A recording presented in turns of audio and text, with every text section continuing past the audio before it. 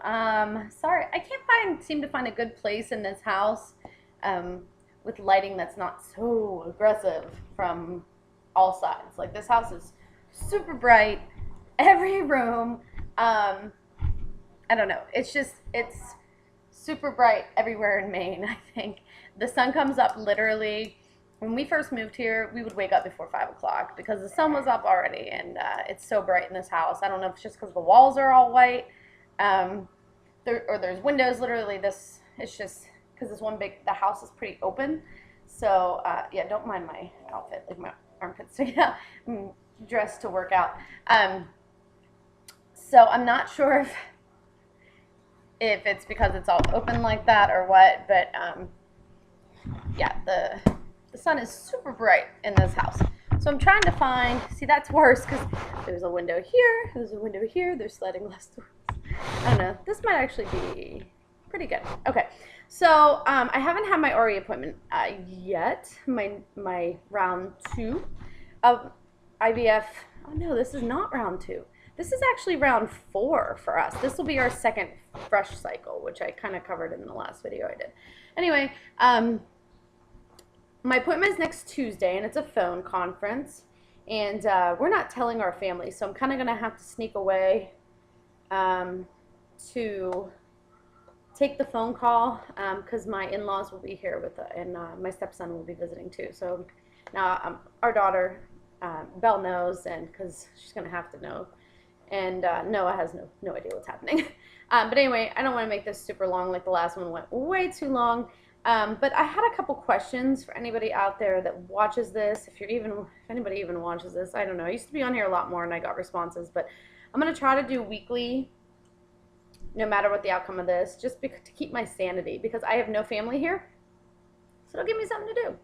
I do work, but it's just part-time. So anyway, the plan is to go through with another fresh cycle.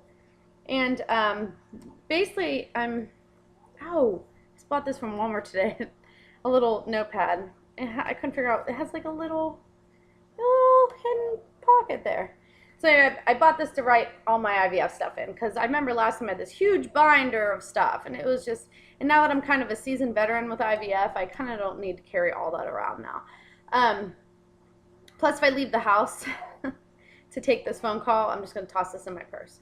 But I have some questions. Anybody out there, a few things. Now, I remember a lot of stuff from our first fresh cycle, but that was literally just 4 years ago, literally, like a few weeks ago. Because Noah is almost 3.5. We got pregnant. I think we did the July cycle. Because I found out I was pregnant with him in August. But so there's a lot I don't remember. Now, I don't know if it's just certain doctors like certain protocols, but I was on the website for the doctor that we're going to be using. And I can tell you which facility, because there's so many doctors, but the facility's website. Now, I don't know if this is the doctor's vision, but the facility's website, it is, and somebody can comment, anybody in the New England area, like I said, we have to travel, so we live in Maine. We don't live, the main place is in Massachusetts, but I think they have a few centers in Maine that we can travel to. Depends on insurance coverage and whatnot. So it's fertility. Okay, so it's Fertility Centers of New England. And apparently it's like a big group. It was either going to be them or Boston IVF, but in Boston IVF, it seems like they do this, they have more patients and do this, have a bigger scope, bigger practice.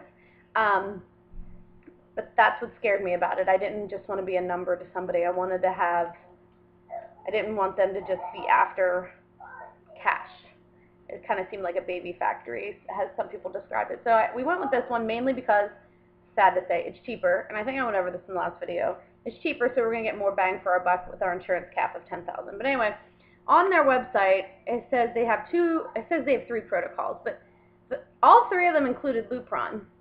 I didn't use Lupron the first time. I used Follistim, which is the FSH, which this time around I have to use Gonal-F because that's what our insurance here covers.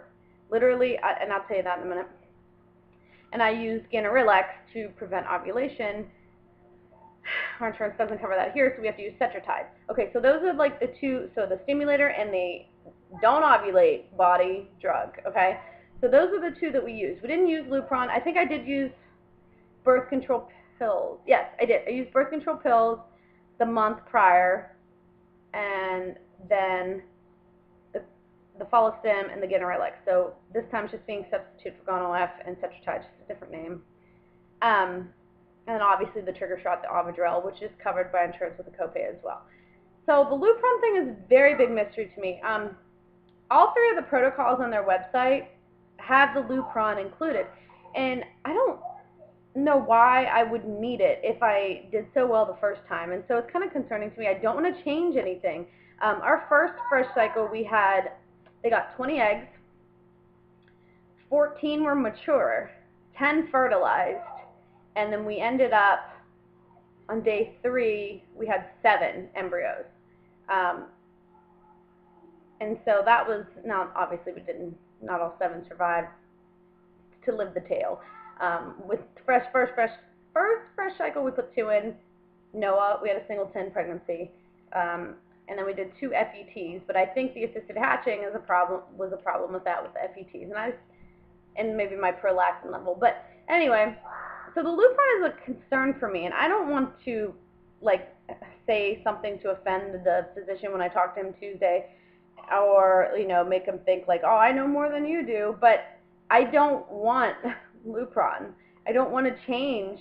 Why change what isn't broke? You know what I mean? So, always hummingbirds. Sorry, I had an ADD moment there. This cute little hummingbird just came by the flying left door. So I don't even understand Lupron. The way I perceive Lupron is it prevents you from ovulating too. So I don't know. The Cetrotide would do that. But the other thing is my insurance does not cover Lupron. It is like $200. It's like $250 for Lupron for a kit, for one kit. So I don't know. I know that every person's different and they probably tailor each plan for each person. But I think I'm a pretty like cut and dry case. Like they have my records. This is what worked. It's not like I got 3 eggs out with Follistim and Ganirelix. Ganirelix is irrelevant. That just keeps you from ovulating. So the Follistim, I think that my body responds to FSH really well. So why change? And I did some research on the Lupron, and I had some people say that they thought it was linked to, the one lady had twins that she miscarried, and she blames the Lupron. And there were some other things. I know that it's my body, and I should be able to dictate some of this protocol. I just don't know if anybody has any insight to the Lupron deal. Because literally, our Ganirelix is $50 if we get 6 pens. $50 for 6 pens, for 6 900 IUs. And then I can have it refilled if I have to. And the Cetrotide, for 12 packages of Cetrotide, is $50. And the trigger shot's $50. So for all, I'm not counting I know I'll need a antibiotic and the steroid, but those are like a couple bucks. So literally for all of we're looking at under $200. So I don't want to add the Lupron and go broke on Lupron whenever I didn't even take it the first time, and it should be irrelevant to my case. So I don't know. I guess it can actually be damaging to your eggs. I mean, I was watching a video on YouTube, so I don't know. Please, if you watch any of this, even if you don't watch, please leave a comment if you have any experience with Lupron and why it was prescribed for your round, because I literally have no insight to this. And I've posted on chat groups asking, and people are just like, oh, just tell your doctor, blah, blah, blah. But I don't want to come off as a know-it-all, I guess, to the doctor. So, and the other thing is assisted hatching. If anybody has done assisted hatching. Now, I will be 36 tomorrow. I didn't do assisted hatching with Noah, and I was, let's see, it was 4 years ago, so I was just shy of 32 I was 31 when we did, almost 32. I didn't do assisted hatching with our fresh cycle. I didn't do it with either frozen cycle. However, I really think I should have pushed for it for our second frozen cycle. I think because our embryos were growing whenever they thawed them, they started growing, and I seriously think they say sometimes freezing hardens the shell. It wasn't offered to me. I don't know if it wasn't offered me because I was under 35. But if anybody knows anything about assisted hatching and all that, especially if you know anything about the center I just said, give me some insight to that. I just want to know if it's something I should question. If it can, I didn't do a lot of research on it. I mean, I should. It's kind of hard to get everything done because this is literally coming up very quickly. And I'm hoping my day one is like next week so that the doctor can call in my day one and then do my sonohystogram and all that good stuff, which I dread. I wish you could just sign a waiver for that. I've never had a problem with it. I've had so many of them for all these cycles. So, yeah. So the Lupron, if anybody has any insight, and also assisted hatching. And I think that's really the only questions I had. So, oh, and one other thing.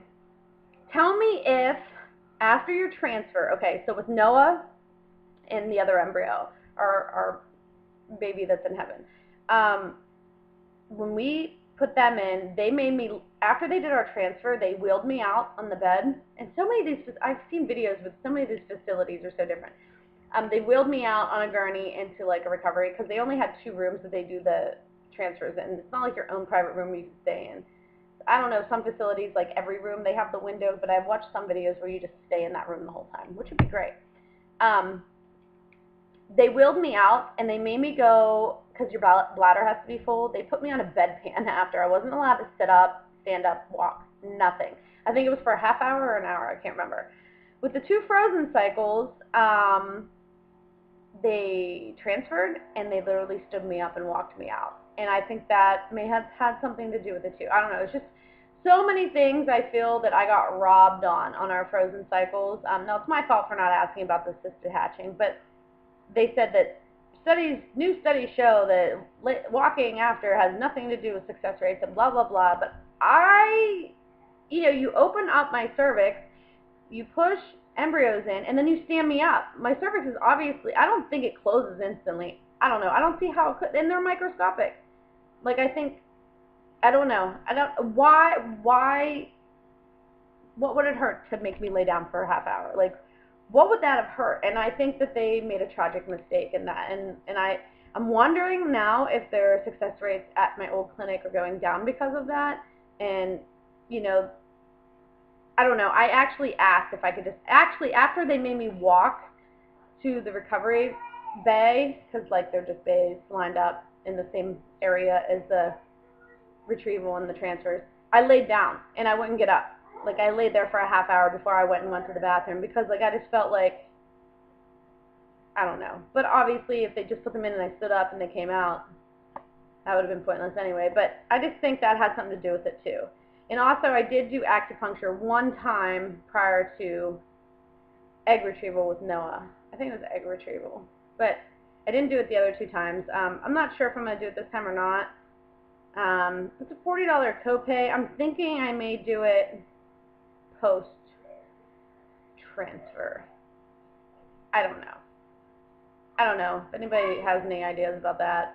I didn't do much research on the acupuncture. It's kind of hard to lay there for an hour with needles sticking out of you. So, but yeah, I have hiccups. That's kind of just my little spiel for the day. I didn't want this to be too long. So, I'm going to hop off of here, and I have my appointment next Tuesday. And like I said, I'm going to try to do weeklies, but this one's actually probably going to be, he wants milk. My in-laws and them will be here next week, and they don't know we're doing this, so I will just have to pop back on in about 2 weeks, probably. 2 weeks from yesterday, probably. I would like to start filming and actually doing, like, my intro videos and all that fun stuff like I did before. I would like to start doing that again, because I have so much fun with those. So probably start doing those again. Just a lot of editing. So, all right. Well, if anybody has insight to those things, the Lupron, the assisted hatching, laying down after transfer, did your clinic make you do that? And acupuncture. Please give me some insight so I don't go crazy. All right. Talk to you guys in 2 weeks. And what did Pat Sajak used to say? Was that Pat Sajak? He goes, 2 weeks.